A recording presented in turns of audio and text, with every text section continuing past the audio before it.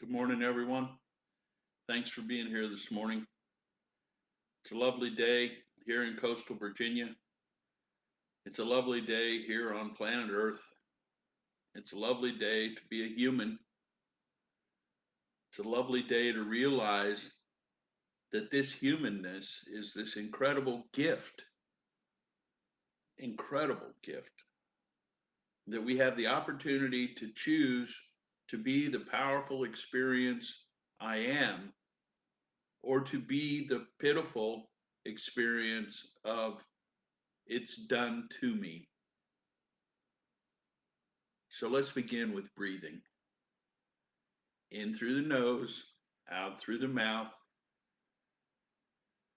with a pause in between. And so let's begin.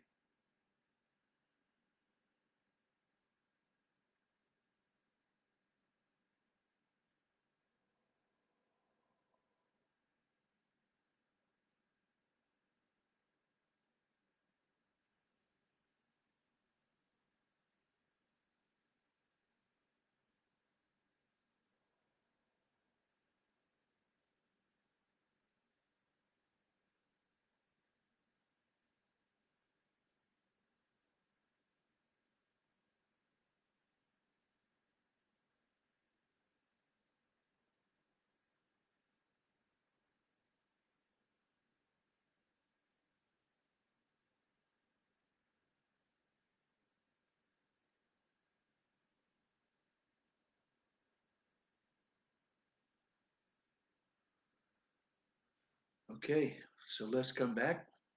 It's good to see you all today. This morning I've been thinking about and being with all kinds of experiences, looking at the empowerment of myself, the choice of empowerment, and the power that goes with that is really incredible, truly incredible. If when we accept and embrace that I am created in the image and likeness of the Creator, that I am endowed with all the benefits that the Creator manifests, then the whole perspective of the life I live changes entirely. It moves from it, meaning life, does something to me, to life manifests through me, and that I am endowed with the creative power and the creative consciousness of that which created this experience. I am part and parcel with that creative force. We are one.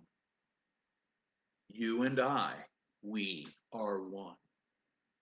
You and I and everything, the trees, the grass, the animals, the leaves, the water, the sky, the air, are all of the same essence. We are all one.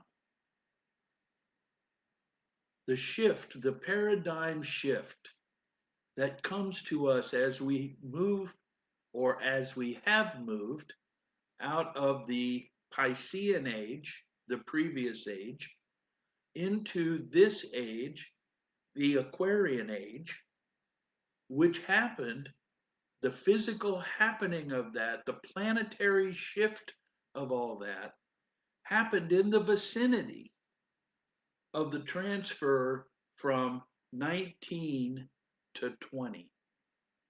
We were 1999. We are now 2020. The numbers themselves, the 1 and the 9 and the 2 and the O, are created by us, by me. Yet in divine flow, in divine consciousness, as experience manifests, the transitional temporal reality shifts. So, although we, the humans, created time as a matter of calculating from this moment to the next, as a matter of giving specific definition to each breath, if you will, from when the sun comes up to when the sun goes down, to when the sun comes up, to when the sun goes down. We began to just attach a reference point to that for our own purposes. There is no time per se in the tree world. It is not 9 o'clock in the woods. It is 9 o'clock on my watch. In the woods, it's in the woods in Virginia, where I live, it's the autumn season. It's the time when the sun is further away from the earth. Cancel that. When the earth is further away from the sun than it is in the middle of the summer. These shifts are acknowledged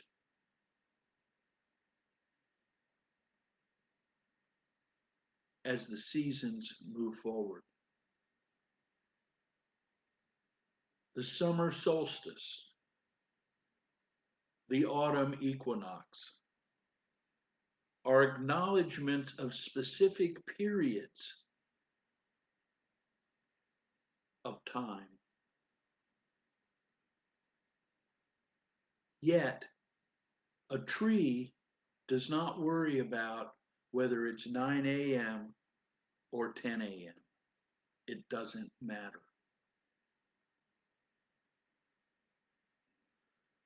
So, how does that affect this man, this Paul Fitzsimmons? How it affects this man, Paul Fitzsimmons, is to understand that I create this reality that I live in. And I am well or not well in this reality by choice. How often have I looked out into the woods where I live and see a tree that is tall, and one side of that tree is no longer living. Everything on this side of the tree is dead. The bark is falling off. But on this side of the tree, it's alive. And it's flourishing on this side. Does this tree know it's diseased? Or is it's diseased a title that I, Paul, the human, put on it?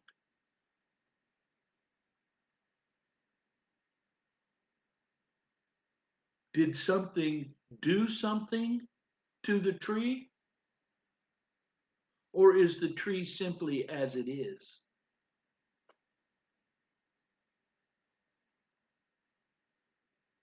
When I choose that I am the presence of creation wherever I empower myself. And as I empower myself, I am motivated towards this particular choice as compared to that particular choice. As I empower myself, I come to realizing the creative energy that's within me. Other than that, I believe that something is doing it to me. And it's the difference from I'm going to build a birdhouse to that bird needs me to build a birdhouse. The birdhouse remains the same. The perspective either empowers my consciousness or disempowers the consciousness.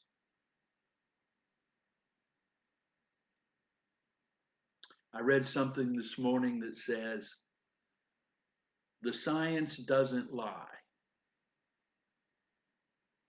And if I don't agree with that, then the science will kill me. I totally disagree with that. Completely. As I've studied science from its inception in this human race to today, I realize that was what was scientifically so 300 years ago may very well not be scientifically so today. And so, if what science said 300 years ago was not embraced, and someone sailed off the edge of the world, well, actually, we should say 500 years ago, and someone sailed off the edge of the world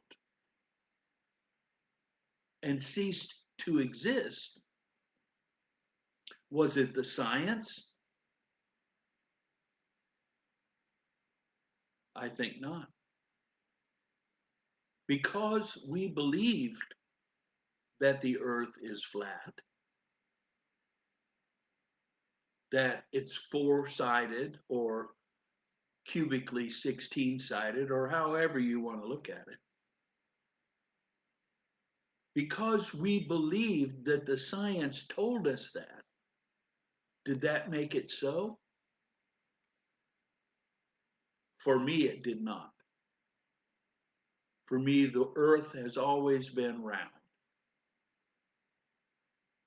And for me, the possibility of sailing off of it is not there.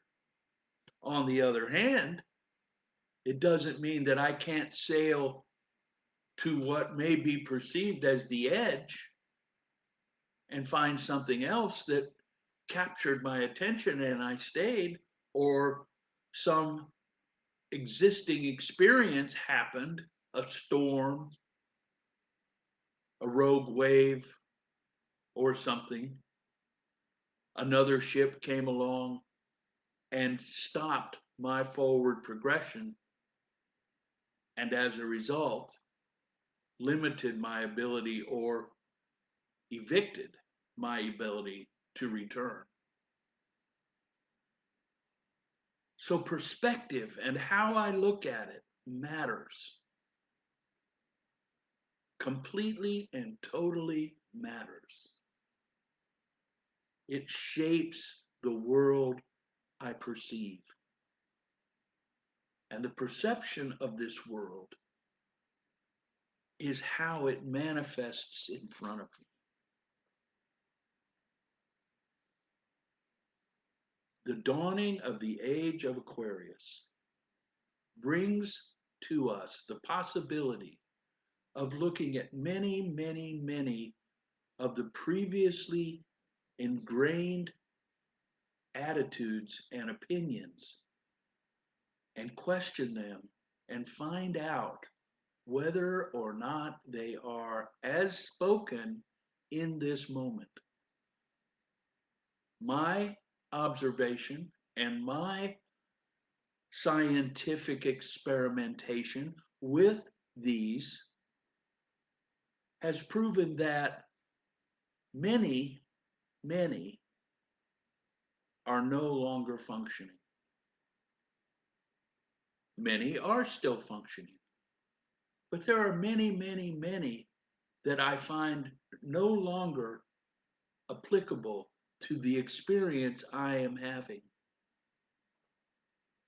There's an incomplete, excuse me, there is a completely separate experience that goes on from an inherent feeling to an emotional expression. And those of us who work on it come to realize that a true feeling in its own way is not angry.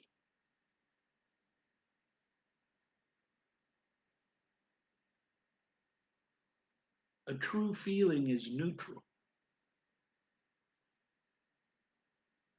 The feeling of joy is a neutral feeling.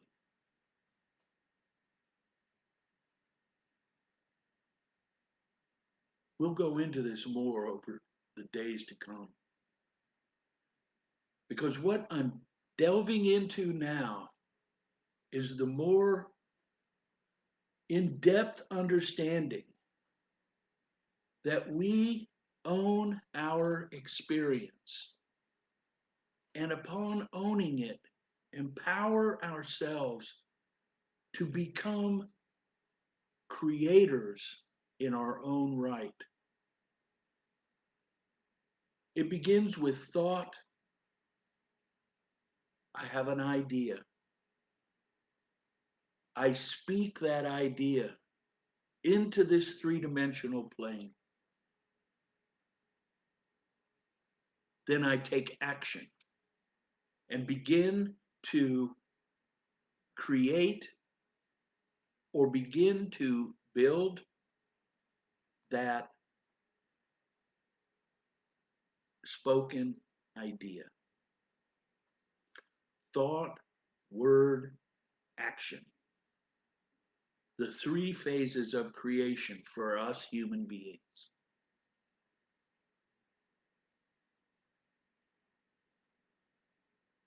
Today on my page, I posted the 10 rules of creation as presented by Neale Donald Walsch in Conversations with God.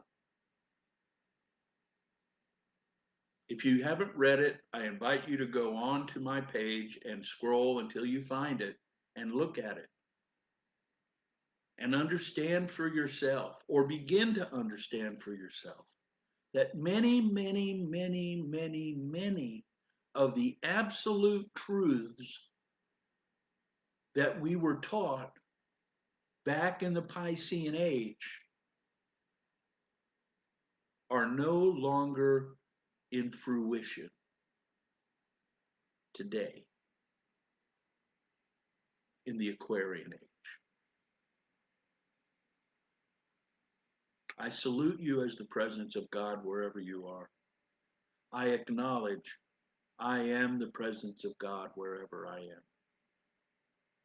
Please share me with everybody you know if what I have for you gives you inspiration. Namaste. Namaste. Namaste.